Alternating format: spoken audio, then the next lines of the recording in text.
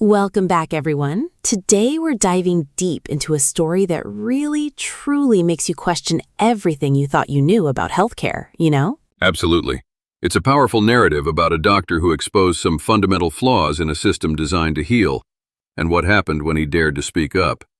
It's quite a journey. We're talking about Dr. Kadiyali Srivatsa, an intensive care pediatrician in the UK's National Health Service, with literally decades of experience. He was born in India into a Hindu Brahmin priest family, right? So this deep sense of dharma, this duty to protect life, was ingrained in him from the start. Exactly. A powerful foundation. He graduates from Bangalore Medical College, moves to the UK, and dedicates his life to pediatric intensive care. He was living that calling, for years, helping so many children. But then something shifted. In the mid-2000s, he started seeing a terrifying trend within the NHS. This wasn't just about budget cuts. It was about a fundamental change in philosophy. He observed the system moving towards what he called cookbook medicine. Instead of relying on highly trained diagnostic doctors, they were increasingly letting nurses, without that deep medical school training, diagnose and prescribe using rigid protocols. Yeah, rigid flowcharts, And human biology, as we all know, is anything but a flowchart. He started documenting meticulously the catastrophic collateral damage. Imagine. He saw a 12-year-old girl with failing kidneys being treated for simple anemia for 2 years. 2 years! Because the protocol just said give iron, and apparently nobody was really doing a thorough physical examination. It's wild. No way. And another child with craniostenosis, a severe skull deformity, treated for a milk allergy until the deformities became really pronounced. It's heartbreaking, isn't it? The lack of proper diagnosis. It is. And it wasn't just misdiagnosis. He witnessed the devastating impact of overprescribed antibiotics, breeding these superbugs. He had a profound encounter in 1989, actually, with a 14-year-old boy who died from an MRSA infection. Wow, that must have been a pivotal moment, cementing his lifelong focus on the dangers of antimicrobial resistance, or AMR, which we hear so much about now. He knew something had to change. He did, and he had this incredible conviction. He even published a letter in the BMJ in 1996, warning against pre-printed assessment sheets, arguing that medicine must rely on listening to the patient's lived story. Rather than just rigid algorithms, it makes so much sense, right? Medicine is an art as much as a science, deeply personal. He was advocating for true patient-centered care, even back then. Exactly. So, with all this undeniable clinical evidence and that deep-seated sense of dharma, he felt he had no choice. In 2006, he pulled the emergency cord, He made a formal, protected disclosure, essentially blowing the whistle to the Primary Care Trust and the GMC. And you'd think, wouldn't you, that a system designed to protect patients would listen to a seasoned physician with 4 decades of experience saying, hey, there's a problem here. You'd think they'd thank him. You'd hope so. But instead, what happened next sounds like something out of a thriller, honestly. The institution, it essentially activated a trapdoor. It was an immediate, intense retaliation. The Primary Care Trust, the very entity he reported to, breached his confidentiality. They took his highly sensitive complaint and literally forwarded it directly to the nurse managers he was reporting. No way! I know, right? It's like reporting police corruption and internal affairs handing your home address to the corrupt cops. It's a fundamental breach of trust designed to, expose him to retaliation. And exposed him it did. Almost overnight, his spotless record, this man who'd had maybe 2 complaints in a decade, suddenly faced an avalanche. 12 fabricated complaints in a single year. Unbelievable. These weren't just minor things either. They were unsubstantiated allegations targeting his attitude. But then, they escalated to devastating fabricated claims of inappropriate sexual behavior. Oh my goodness. That's designed to utterly destroy someone's reputation and career, isn't it? To trigger an immediate suspension and just blacken their name? It's truly shocking. It is. And the system didn't stop there. They attempted to pathologize his dissent, which is a really insidious tactic. They forced him to undergo a mandatory psychiatric evaluation. So, essentially, they were trying to gaslight him, trying to paint him as mentally unstable to invalidate his empirical evidence of patient harm. That's a profound psychological blow. It's a classic move, unfortunately. If you can't discredit the message, discredit the messenger. It makes you feel like you're losing your mind trying to explain something so clearly evident. And on top of that, they actively cut off his livelihood. His salary was entirely halted in December 2009. Imagine that, being suspended and losing your income right before the holidays. Absolutely devastating. And then, in 2010, he was unlawfully removed from the medical performers list due to a computer error. That's what they claimed anyway, functionally blacklisting him from locum work. Which means he couldn't get any substitute work anywhere. He was effectively locked out of his profession. That's not an administrative error. That sounds like a deliberate tactic to cut off his financial lifeline completely. It sure does. And then, to make things even more complicated, in 2011, just as he filed an employment tribunal claim, the PCT used TUPE regulations, that's Transfer of Undertakings, Protection of Employment, to forcibly transfer his employment contract to a private contractor. Wait, what? So they essentially created a legal labyrinth to evade liability, to claim they were no longer legally responsible for his retaliation? That's quite the move. Exactly. It forced him into this grueling 8-year legal battle that, as you can imagine, resulted in bankruptcy, the loss of his home, and the breakdown of his marriage. All of this just to get justice. That's just no way. And what about the organizations that are supposed to protect doctors and patients? The British Medical Association, the General Medical Council? Did they step in? Unfortunately, no. He was abandoned by his supposed protectors. The GMC pursued investigations against him, using what he described as unqualified panels. They essentially failed to support him. Wow. And the BMA? I mean, they're supposed to be there for doctors, right? Protecting their rights, advocating for them. You'd think so. But he found they prioritized administrative compliance over fighting for patient safety. So he was truly on his own against a powerful, entrenched system. This sounds incredibly lonely and isolating. To have everything stripped away. Your reputation, your career, your financial security, your family. It's almost unimaginable. It is.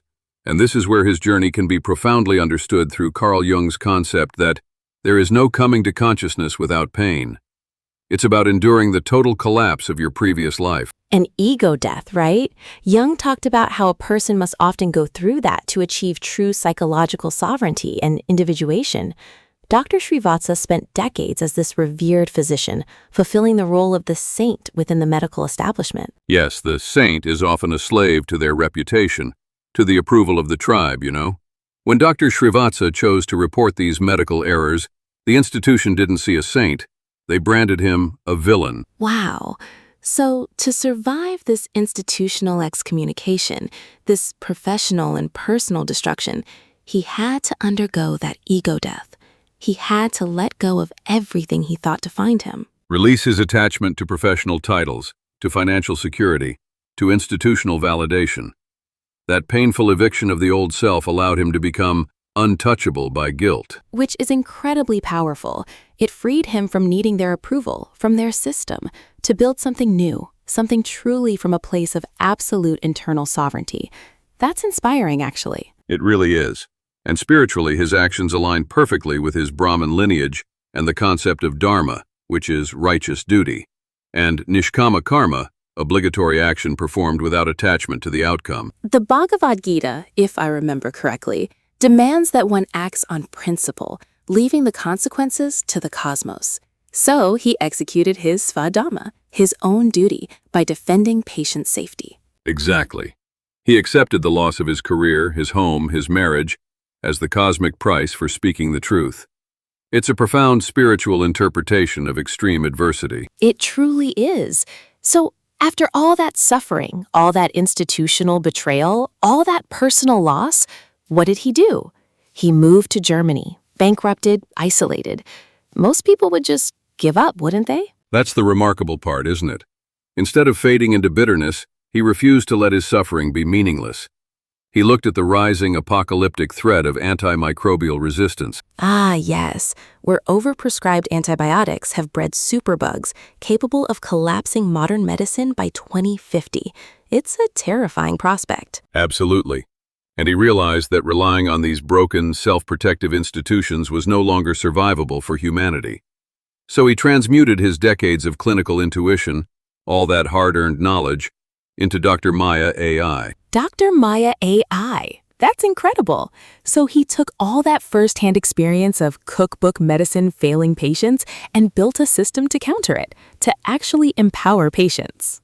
That's right. He also developed the Prima kiosk. By digitizing his unique, color-coded, patient-centered triage system, he created a decentralized way to intercept medical anxiety before it even reaches the hospital. Wow, so it helps people understand their symptoms, distinguish minor illnesses from potentially lethal infections, and avoid unnecessary visits to crowded hospitals where they might even pick up superbugs. Precisely. He found a way to bridge the gap that he saw widening in the NHS, where diagnostic expertise was being lost.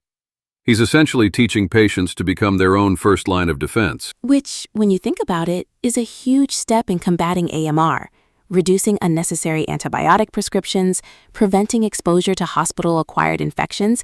It's a holistic approach. It is. He literally walked the hardest road, losing his career, losing everything, so he could build this architecture of hope.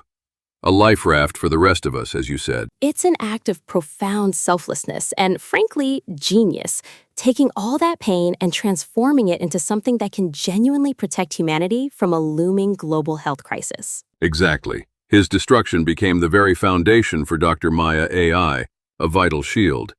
It's ensuring that the light of true, patient-centered healing survives long after the institutions might fail. This really highlights a critical truth.